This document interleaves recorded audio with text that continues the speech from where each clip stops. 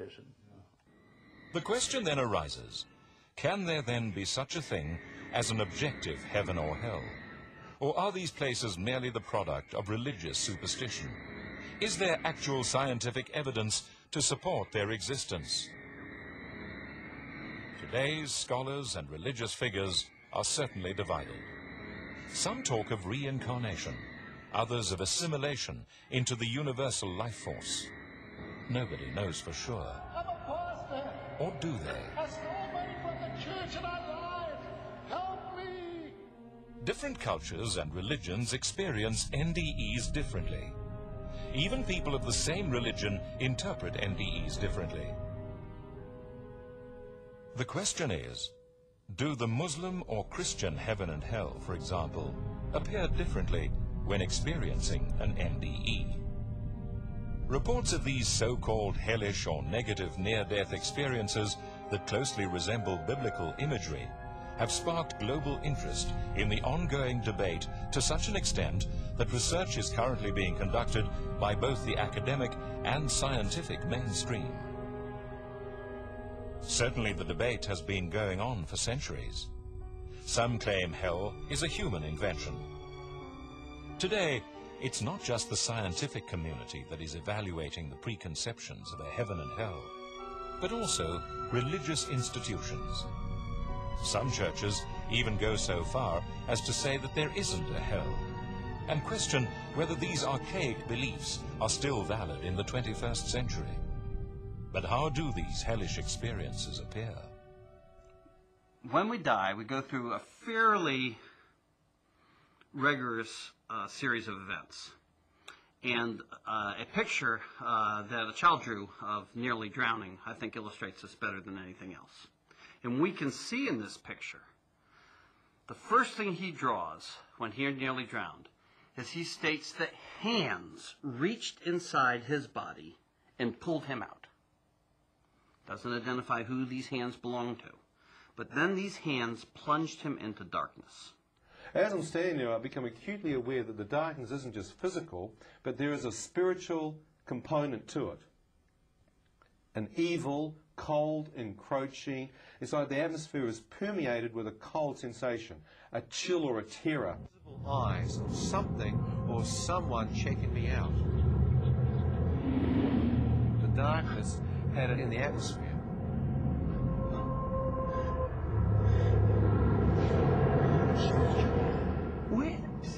Where am I? Shut up! Served you.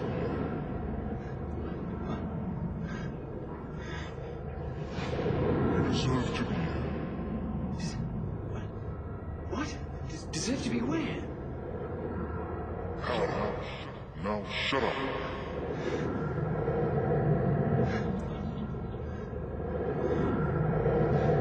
As I stood there, realizing I could actually be in hell.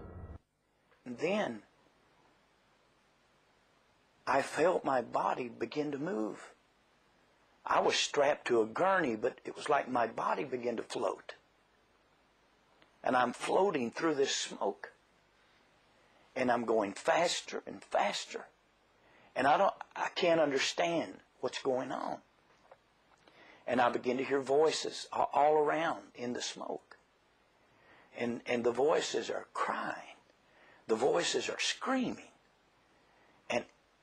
And there's all kinds of groaning. And then it's like I'm coming out of this smoke, like I'm coming out of a tunnel. And I'm looking down into what appeared to be the open mouth of a volcanic crater, like a burning lake, and I'm falling into this. I'm just going down into this, and I have no control. And the smell is awful, and I can't breathe, and my ears are full of these screams. And then, as I'm going down into this, I begin to look into the flames. And I begin to see people. I mean, there's Thousands. There's too many. I don't know how many people are in the flames. And they're screaming, and their arms are flailing, and their bodies are rolling, and they're burning all over. They're burning like in liquid fire. But they're not burning up. They're just burning. And like a close-up lens on a camera, some of those faces loomed up in front of me. Their faces are screaming, contorted, and they're calling my name. Ronnie, Ronnie, don't come here. There's no escape. Hell seems to be a terrible place. Nothing that we will encounter in this world. But what do researchers say? Dr. Tony Lawrence from the University of Coventry.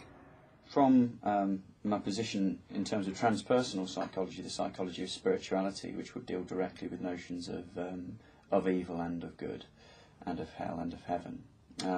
My perspective on what hell would be is that hell is not a place that you go to as such.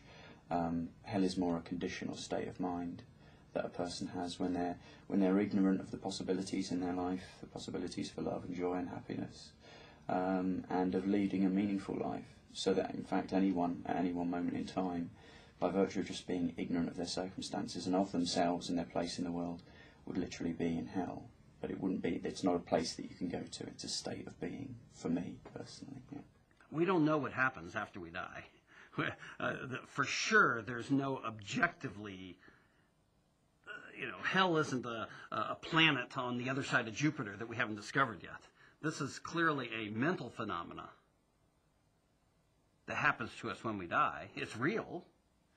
The calculus is real. Mathematics is real. Love is real. So these experiences are real experiences, but they're dynamic experiences. They happen to us when we die. So I think the best way to understand the hellish experience is that we pass through hell as part of the dying process, if that hell is based on what our lives were like.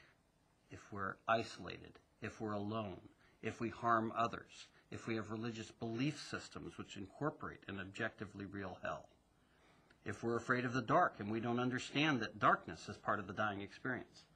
All of those things woven together, or any of them individually, will then contribute to having a hellish near-death experience.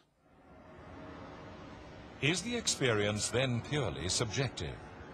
Some experts believe not. Dr. Richard Kent, a retired medical doctor, has traveled the world studying the NDE phenomenon over many years and has written several books on the subject. Of the 300 case studies he has made, an alarming amount report not only the existence of a heavenly afterlife reality, but also a hellish one. A place called hell. And they describe it as an absolutely terrible and awful place. Now, I don't know what it's like in South Africa, but in England, many churches don't talk about hell very much. I don't know why. Jesus spoke about hell a great deal. He said it's a place to be avoided. Anyway, they describe hell as somewhere that's dark and oppressive. They also were told in the scriptures where it is. It's in the center of the earth. Now, people say, well, where do you get that from? Well, it's in the scriptures. Matthew 12 is verses 40 and 41, I believe.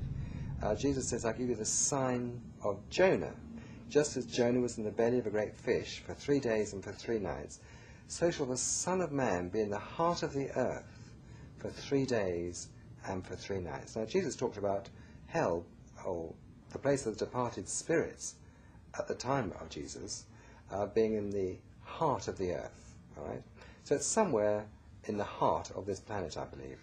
Now, for example, in the Old Testament, the spirit of Samuel came up from Sheol, the Old Testament hell, and the sons of Korah went down to Sheol, the Old Testament hell. We're told in the book of Ephesians that one day every knee will bow, those above the earth, those on the earth, and those under the earth. So I believe it's somewhere down there. Now, they describe it as very hot, it's very unpleasant. There are demons there who are tormenting the people who go there. It says in the scriptures that Lazarus was in torment.